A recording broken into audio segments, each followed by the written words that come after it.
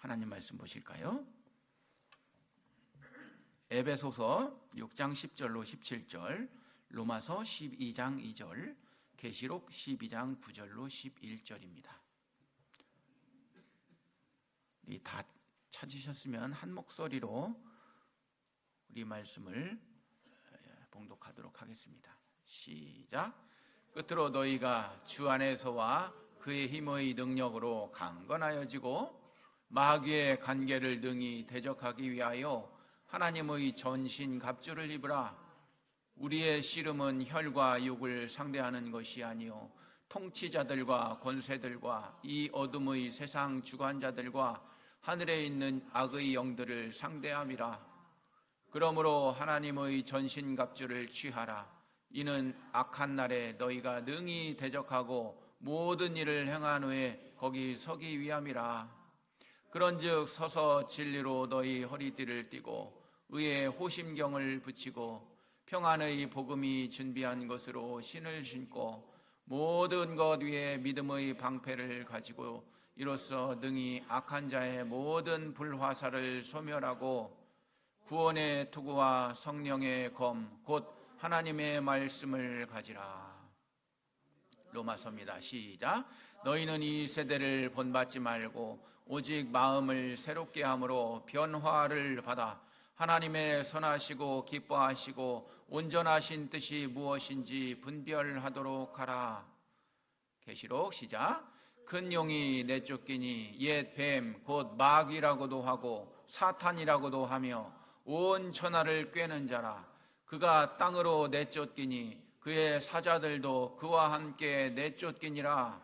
내가 또 들으니 하늘에 큰 음성이 있어 이르되 이제 우리 하나님의 구원과 능력과 나라와 또 그의 그리스도의 권세가 나타났으니 우리 형제들을 참소하던 자 곧 우리 하나님 앞에서 밤낮 참소하던 자가 쫓겨났고 또 우리 형제들이 그 어린 양의 피와 자기들이 증언하는 말씀으로써 그것을 이겼으니 그들은 죽기까지 자기들의 생명을 아끼지 아니하였도다. 오늘도 말씀에 비추어 인사말을 새롭게 또 드립니다. 옆에 분 뒤에 분 쳐다보시고 준비됐죠? 예. 정신 차립시다. 다시 한번 정신 차립시다. 예. 할렐루야. 오늘의 말씀 제목은 영적 전쟁이기 때문에 정신 차립시다 라는 말씀을 드렸던 겁니다. 우리가 살아가는 시대는 겉으로 보기에는 대단히 발전한 시대입니다. 과학이 발달했고 정보가 넘쳐나고 AI 시대가 되었고 의학이 발달해 있는 시대입니다. 정치적으로는 자유와 인권, 다양성, 그리고 인간 존중이라는 말도 과거보다 훨씬 많이 들리고 있죠. 사람들의 마음은 더 평안해졌냐? 그러나 그럼에도 불구하고 자살률은 떨어지지 않고 사회적 갈등 요소들은 떨어지지 않고 있습니다. 영혼이 더 안전해졌냐? 그렇지도 않은 것 같아요. 관계가 더 좋아졌냐? 디보스 레이트가 더 올라가고 있죠. 이건 단지 사회 현상만이 아닙니다. 영적인 현실도 마찬가지라는 뜻입니다. 우리는요, 지금 보이지 않는 영적 전쟁 속에 살고 있습니다. 어떻게 보면 로마 황제 치하보다 더 많은 영적 전쟁에 있는 시대가 이 오늘의 시대가 아닌가 생각합니다. 그런데 많은 분들이 이 영적 전쟁이다라고 말씀을 드리면 그 귀신을 쫓아내는 장면, 그렇죠? 그리고 축사하는 장면, 이상한 현상, 또 설명하기 어려운 여러 사건을 먼저 떠오르시는데 물론 그러한 장면들이 성경에도 많이 등장을 합니다. 그러나 성경이 말하는 영적 전쟁은 거기에만 머물러 있지 않다는 것이죠. 오히려 성경이 말하는 영적 전쟁은 훨씬 더 크고 훨씬 더 깊고 훨씬 더 광범위한 영역입니다. 영적 전쟁은 다시 말하면 세계관의 전쟁이라고 하는 것이죠. 우리 나름대로의 가치관의 전쟁이라고 하는 것이죠.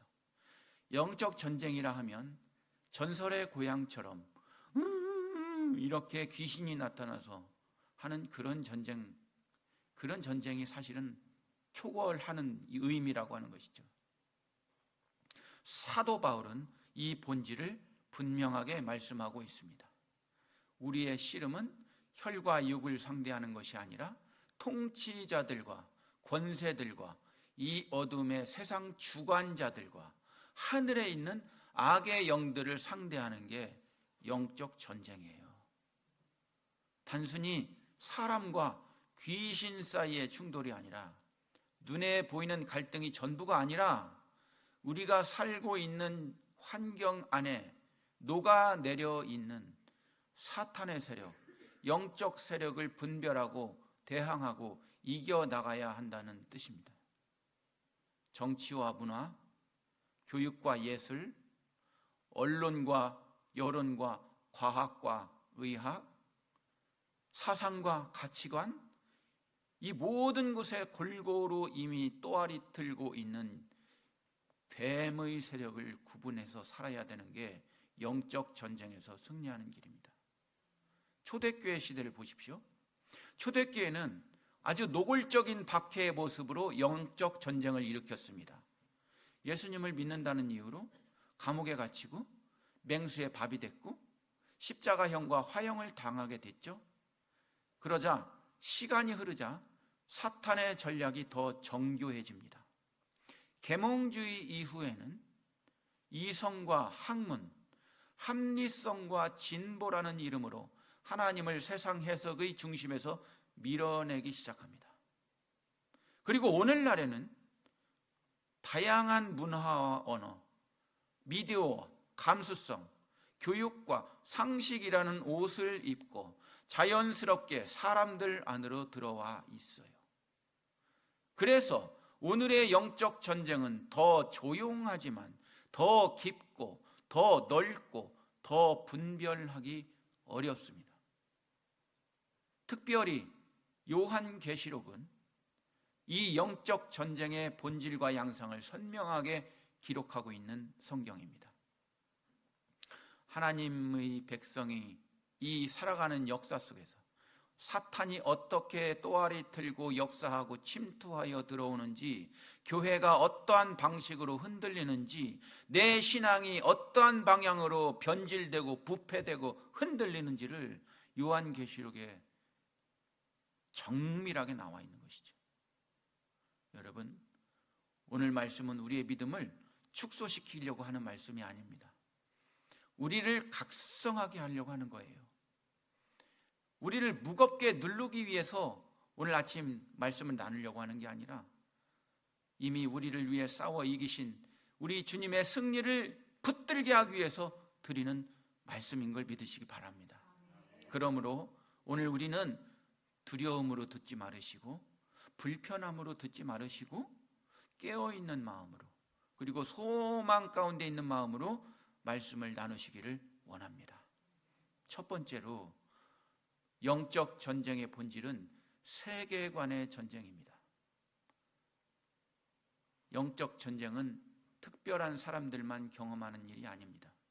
목회자나 선교사들만이 겪는 일이 아니에요.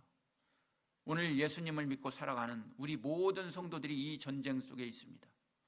다만 어떤 이는 그것을 의식하고 깨어있고, 다만 어떤 이는 그 사실을 모른 채 깨어있고 모른 채 살고 있고, 알고 있더라도 그냥 그것이 좋은 양 파묻혀서 살고 있는 것이 영적 전쟁의 패배입니다.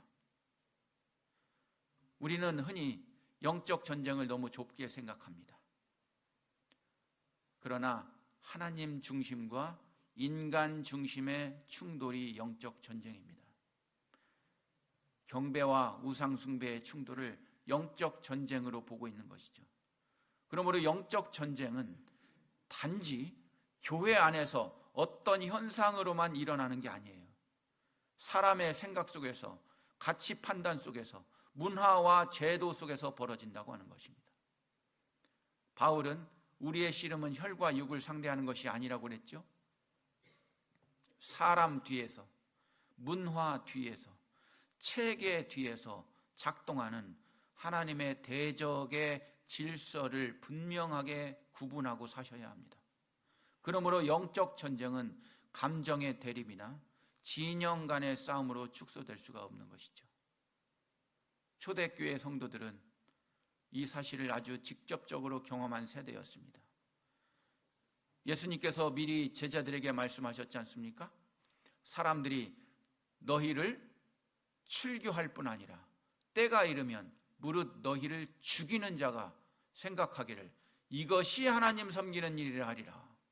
예수님 당시에도 너희들이 지금 당장 네 목숨이 없어질 것이라고도 말씀했던 걸 볼 수 있죠. 실제 역사가 되죠. 로마 제국이 기독교를 단지 하나의 조그마한 종교 집단으로 인정하지 않았습니다. 국가 질서를 위협하는 세력으로 보았습니다. 왜냐하면 기독교인들은 로마 황제를 주라고 부르지 않았기 때문입니다. 주라고 부르는 걸 거부했기 때문이지요. 오직 그리스도만이 주라고 고백했어요. 그 고백 하나 때문에 반역자 취급받고 사형수 취급받고 사회의 불온한 세력으로 취급받고 정권 전복 세력으로 매도당하여 결국은 맹수의 밥이 되고 십자가에 거꾸로 못 박히고 산채로 불태워 죽이고 창에 찔려 죽이는 겁니다. 그것이 1세대의 영적 전쟁의 모습이었지요. 그 시대의 영적 전쟁은 매우 분명했습니다. 믿음을 지키면 고난이 왔고 내 목숨이 잃었고 세상으로부터 미움을 분명히 받았어요. 사탄의 전략은 그때는 단순했습니다. 때리고 피 흘리게 하고 고통을 주고 가혹행위를 하여 두려움과 폭력으로 교회를 무너뜨리려고 하는 전법을 썼습니다. 그런데 놀라운 일이 벌어지지요. 교회는 무너질 줄 알았더니 안 무너지는 거예요. 그래서 이 교인들이 더 뭉치고 더 땅굴 파서 들어가기 시작했고 더 눈물 흘리며 기도했고 더 살을 나고 바둥바둥 거렸어요. 터틀리안이라고 하는 교부는 순교자의 피가 교회의 씨앗이 되었다라고 표현합니다. 그런데 사탄은 그걸 봅니다. IQ 좋은 사탄이 그걸 봐요. 무엇이기에 저들은 저렇게까지 박해에도 믿음을 붙드는가? 무엇이 저들 안에 있거든래 저들은 죽음 앞에서도 예수를 부인하지 않는가? 죽으면서까지 예수를 찬양하고 죽는가? 사탄은 서서히 전략을 바꾸기 시작합니다.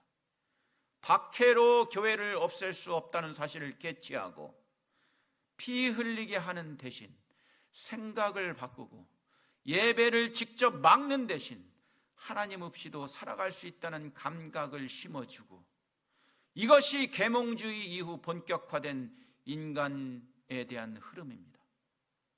바울은 이렇게 말합니다. 스스로 지혜 있다 하나 어리석게 돼요. 계몽주의는 인간 이성을 최고의 권위로 내세웠습니다. 하나님은 더 이상 세계를 설명하는데 필수적인 존재가 아니고 우리의 이성이 그것이 대체 가능하다고 얘기하는 겁니다. 이 신론은 하나님을 멀리 떠난 존재처럼 만들었고, 자연주의는 아예 하나님을 자연현상과 대체해 버립니다. 이때부터 사람들은 하나님을 노골적으로 부정하지 않아도 실제 삶에서 하나님 없이도 충분히 살아갈 수 있고 하나님 없이도 충분히 내가 사유할 수 있다는 걸 증명하며 영적 전쟁을 치르게 되는 겁니다. 이게 영적 전쟁의 더 정밀한 단계입니다. 그래서 바울은 오늘 우리에게도 이렇게 권면합니다. 이 세대를 본받지 말고 오직 마음을 새롭게 함으로 변화를 받아라. 하나님 없이도 인간이 진리를 정하고 선과 악을 정의하고 삶의 목적을 만들 수 있다고 믿는 구조입니다. 오늘날 이 구조는 문화와 교육, 예술, 미디어, 과학, 여론, 정치, 아니, 교회 안에서도 들어와 있는 겁니다. 이것이 영적 전쟁의 본질입니다. 영적 전쟁은 무엇을 진리의 기준으로 삼느냐의 싸움입니다. 신앙을 형식으로 붙들 것이냐, 생명으로 붙들 것이냐의 싸움이 영적 전쟁입니다. 그러므로 사랑하는 여러분, 명심하십시오. 이 시대의 성도는 단순히 도덕 윤리적으로 착하게 사는 사람이어서는 안 됩니다. 성경적 세계관을 붙들고 이 시대의 세련된 거짓을 분별할 수 있는 사람이어야 영적 전쟁에서 승리할 수 있는 사람이라는 걸 믿으시길 바랍니다. 두 번째, 계시록은 오늘 본문 여러분이 읽으신 마지막 계시록에서 영적 전쟁을 4가지 유형으로 보여줍니다. 계시록이 보여주는 영적 전쟁 4가지 중에 첫 번째가 무엇입니까? 박해의 전쟁입니다. 이건 현대사회에서도 있지요. 예수님을 믿는다 하니 보이게 핍박하는 사람들 아직도 있습니다. 어저께 어떤 집사님이 자기 애들을 데리고 애들끼리 모이는데 전도를 했다고 합니다. 애들끼리 너무 좋고 애들끼리 너무 사이가 좋아서 그 애기가 우리 교회 이번에 한번 오자 하고 전도를 했대요. 그랬는데 그 애기 엄마가 교회는 안 돼, 교회 다니는 사람 나쁜 사람들이야, 대놓고 오해했지만 박해가 시작되는 것이죠. 계시록 12장 17절에 보십시다. 용이 여자에게 분노하여 돌아가서 그 여자의 남은 자손 곧 하나님의 계명을 지키며 예수의 증거를 가진 자들과 더불어 싸우려고 바다 모래 위에 섰더라. 이 박해의 전쟁이 사탄이 가장 노골적으로 사용하는 방식입니다. 예수의 증거를 가진 사람들을 위협하고 충성을 다하고 충성을 시험하고 경배를 빼앗으려고 하는 겁니다. 초대교회가 이 전쟁을 그대로 겪었습니다. 황제 숭배는 정치적인 문제가 아니라 영적 섬김의 문제였거든요. 누구에게 절할 건가? 누구를 궁극적으로 주로 인정할 것인가? 그래서 박해는 단지 육체를 아프게 하는 일이 아니라 영혼의 충성을 꺾으려고 노력한 일이었다고 하는 것이죠. 둘째, 참소의 전쟁이 영적 전쟁이라고 하는 겁니다. 참소라고 하는 게 무슨 뜻일까요? 남을 헐뜯으며 고소한다 라고 하는 것이 참소요. 사탄의 속성 중에 하나가 참소요. 누구를 얘기해서 나쁘게 얘기하고 그 사람들을 악인으로 만들고 짝짝꿍 하여 그 사람을 죄인 취급 만드는 게 참소올시다. 사탄이 이걸 좋아해요. 계시록 12장 10절에 이런 말씀 나와 함께 읽어봐요. 시작. 우리 형제들을 참소하던 자 곧 우리 하나님 앞에서 밤낮 참소하던 자가 쫓겨났고 사탄이가 참소하던 자더라. 누구한테 참소했냐? 그것도 하나님 앞에. 하나님, 김개똥 집사가요, 하나님, 요나가요, 하나님, 욥이요, 그거 하나님 축복 줘서 그래요. 그거 뺏어봐요. 걔가 그렇게 하나. 아이고 착각하지 마시오 하나님. 참소하는 거예요. 그게 다른 사람 놓고 참소하는 거예요. 사탄은 성도가 연약해질 때, 실패할 때, 넘어질 때 그 틈을 놓치지 않습니다. 그런데 사탄은 자신의 아르바이를 지우려 하여 지가 안 합니다. 사람 시키는 거예요. 너는 끝났어. 너는 별 볼 일 없어. 너는 정말 과오가 많은 사람이야. 너는 정말 정죄할 게 많은 사람이야. 너는 자격이 없다고. 너는 하나님이 받으시지 않아. 이렇게 참소한다는 것입니다. 이러한 정죄의 음성은 영적 전쟁의 매우 실제적인 형태입니다.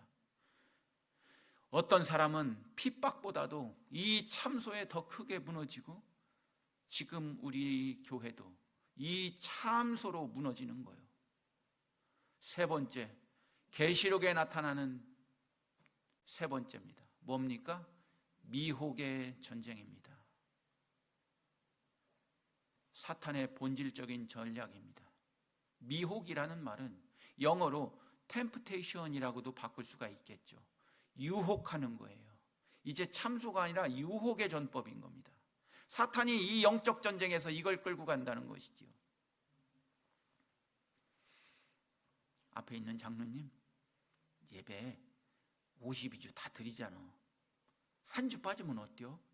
내가 한화이글스 VIP 티켓 있다? 한번 빠져. 갑시다. 유혹하는 거예요. 유혹하는 거라고요. 그런 유혹을 하면 사탄은 또 뭐라고 집어넣는 줄 아셔? 아우, 신앙생활 왜 그렇게 빡빡하게 해야? 아우, 그렇게 하다가 당신 목사 되려고 그래?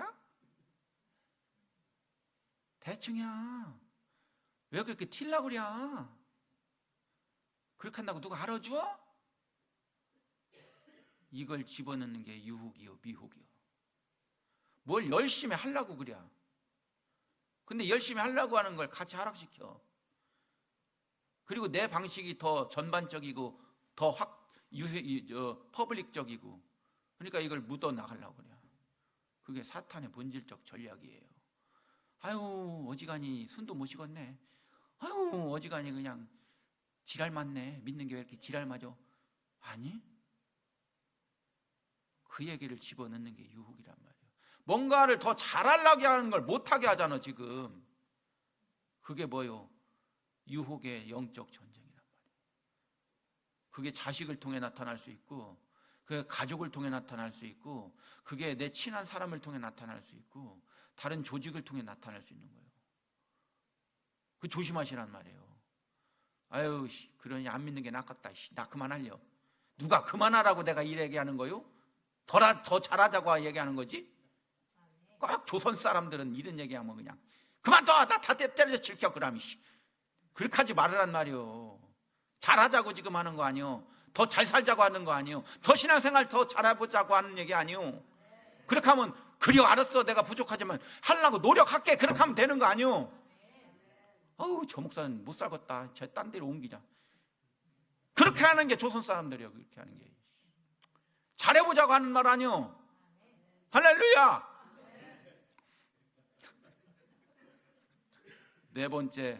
네 번째 계시록이 주는 영적 전쟁입니다. 뭐예요? 타협과 혼합의 영적 전쟁입니다. 오늘날 가장 주의해야 할 유형이에요. 계시록 2장과 3장을 보면 버가모 교회 안에는 발람이라고 하는 놈의 교훈이 있었고요.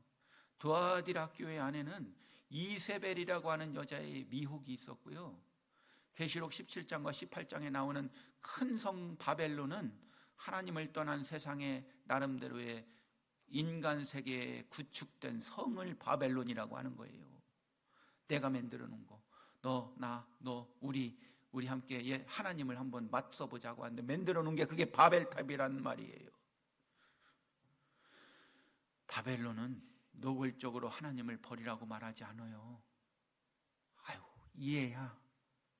알지. 아유, 충분해. 그러면서 마지막 피니시 카운터 펀치를 날리는 거예요. 모든 걸 하나님을 버리라고 말하는 대신 세상의 화려함과 풍요와 쾌락으로 사람을 술 취하게 만드는 거예요. 타협의 전쟁은 믿음을 당장 버리라고 하지 않아요. 점점 취하게 만드는 거예요. 대신 믿음도 가지고 세상도 놓지 말라고 하는 거예요. 예배도 드리고 욕망도 지키라고 하는 거예요. 이게 혼합이에요. 혼합은 박해보다 더 무서워요. 박해는 밖에서 밀어내지만 혼합은 내 안에서부터 무너뜨리기 때문이에요. 여러분, 계시록은 사탄의 전략을 이 네 가지로 분명하게 보여줍니다. 박해, 참소, 미혹, 타협. 이게 사탄이 제일 복싱하기 좋아하는 스킬입니다. 그런데 우리는 그 얘기를 하면 신앙생활 정말 불편하게 하지 마. 아우, 너 정말 숨도 못 쉬게 신앙생활 한다? 너나 잘해 임마. 나는 나 혼자 알아서 할게. 이게 영적 전쟁에서 지는 거예요. 이게 현대인들의 많은 허점 중에 하나예요. 마음문 열고 받아들이시기 바래요. 세 번째, 마지막입니다. 오늘 영적 전쟁은 세속적 영성과 반기독교적 세계관 속에서 진행되고 있습니다. 사랑하는 여러분, 오늘 시대에는 세속적인 영성과 인본주의라는 형태로 영적 전쟁을 치르고 있어요. 저번에도 한번 말씀드렸던 건데 한번 다시 언급해 보겠습니다. 제가 질문 드릴게요. 남녀 평등이 기독교 사상이요, 아니요?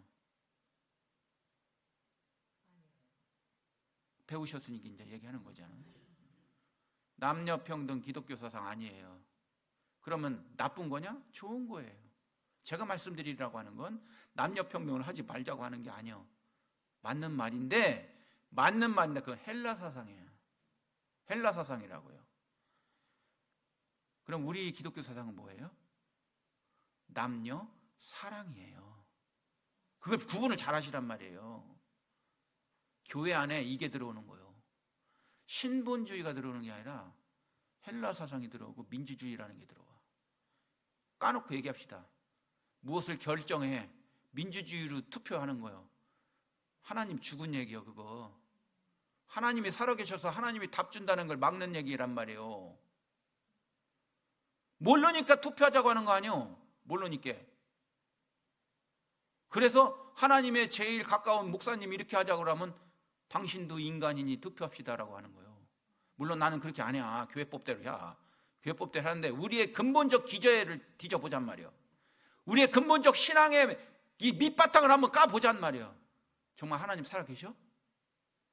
정말 하나님 믿는 믿음 갖고 계셔? 어쩌면 우리가 믿는 믿음 안에 세속주의적 가치관과 인본주의적 가치관이 덧입혀 있는 믿음일 수가 있다고 하는 거예요. 이걸 주의하시란 말이죠. 사랑하는 여러분, 세상은 이렇게 말해요. 신이 없어도 인간은 충분히 선할 수 있고 윤리와 공감, 이성만으로도 좋은 사회를 만들 수 있다고 말합니다. 말은 세련되어 보입니다. 그러나 성경적으로 보면 구원의 중심이 하나님에게서 인간으로 옮겨지는 사탄의 전략이요. 받아들이실 수 있으시겠어요? 교회를 다니시는 여러분, 받아들이실 수 있으시겠어요? 저는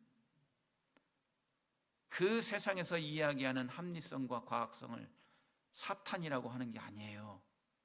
그것도 나름 좋은 거예요. 그런데 그것을 하나님과 대치시키는 그 작업이 사탄이 한단 말이에요. 그 영분별을 잘하는 여러분 되시기를 부탁을 드립니다. 성경은 분명하게 말합니다. 다른 이로서는 구원을 받을 수가 없다.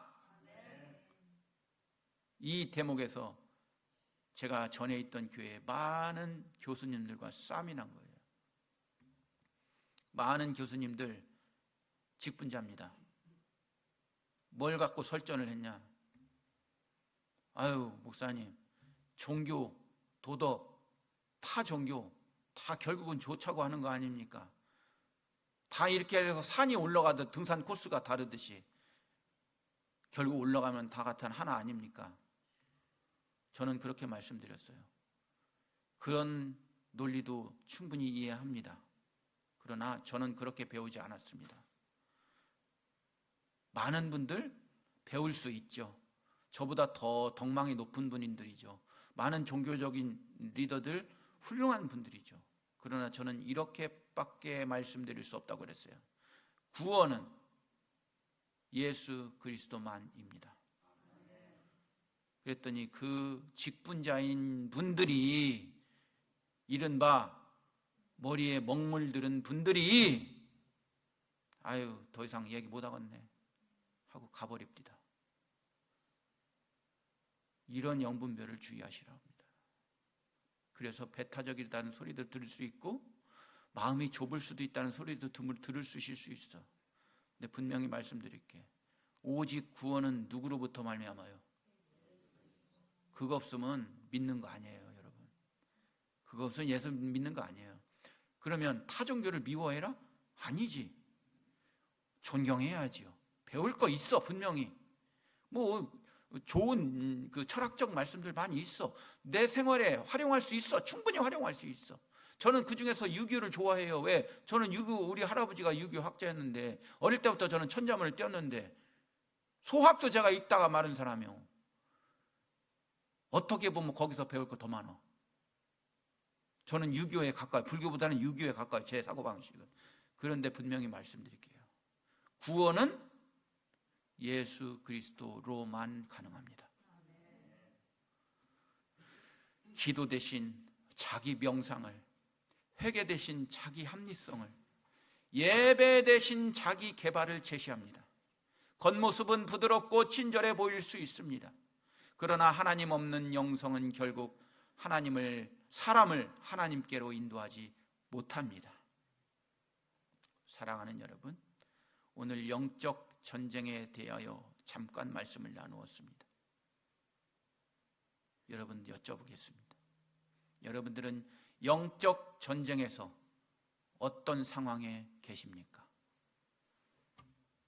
여러분 예배드리러 올 때, 주일 예배드리러 올 때, 주일 저녁 예배드리러 올 때, 수요일 예배드리러 올 때, 새벽기도 오실 때 오고 싶지 않아.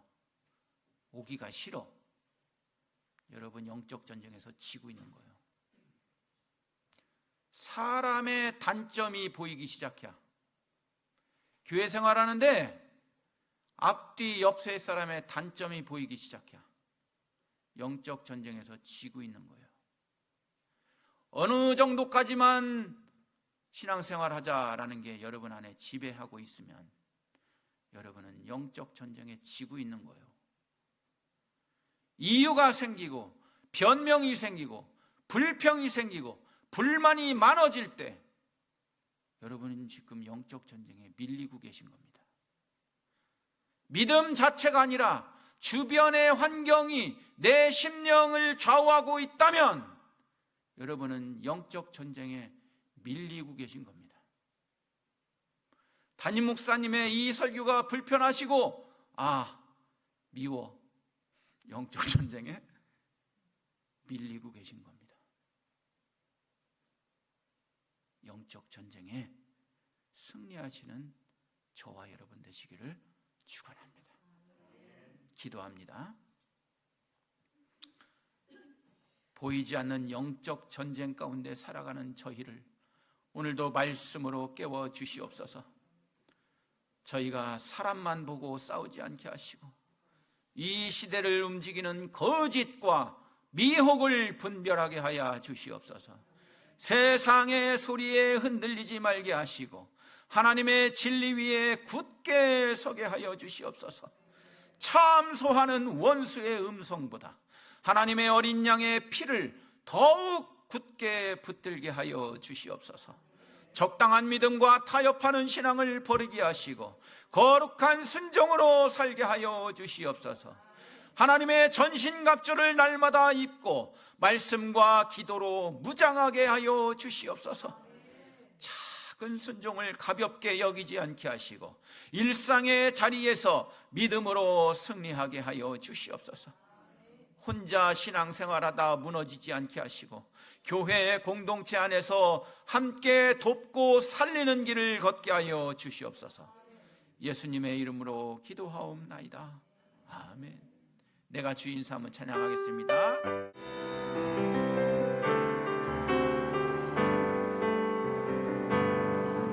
내가 주인 삼은 모든 것 내려놓고 내 주 대신 주 앞에 나가 내가 사랑했던 모든 것 내려놓고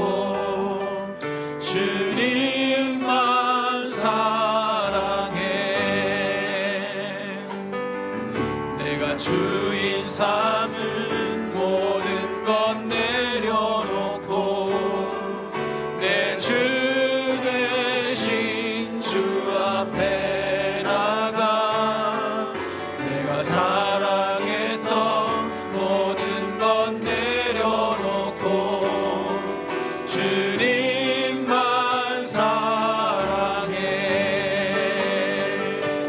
주 사랑 거친 풍랑에도 깊은 바다처럼 나를 잠잠케 해. 주 사랑